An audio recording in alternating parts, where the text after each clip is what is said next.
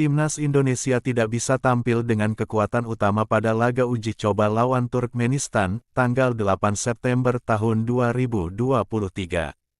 Tiga pemain yang biasa bermain sebagai bek kiri harus absen termasuk Sain Patinama.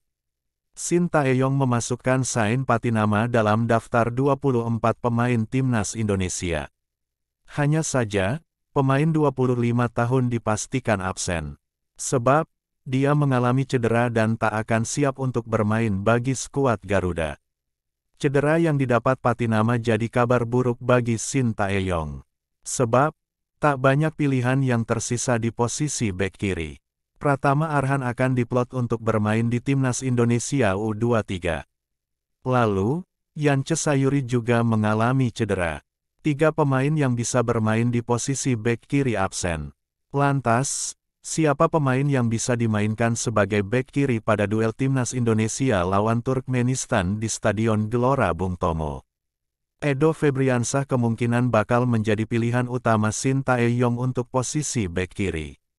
Pemain Persib Bandung itu cukup lama masuk dalam skuad Timnas Indonesia, walau bukan menjadi pilihan utama. Pemain berusia 26 tahun itu reguler masuk skuad Timnas Indonesia sejak 2021 lalu. Pada level klub, Edo Febriansah bermain cukup bagus.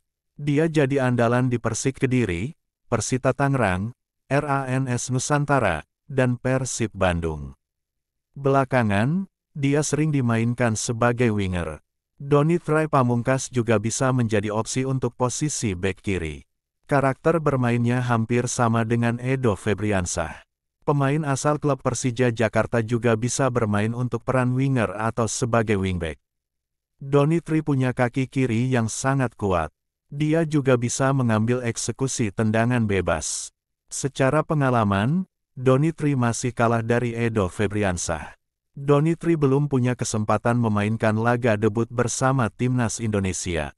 Namun, pada usia 18 tahun, capaian Donny sejauh ini bisa dibilang sangat bagus.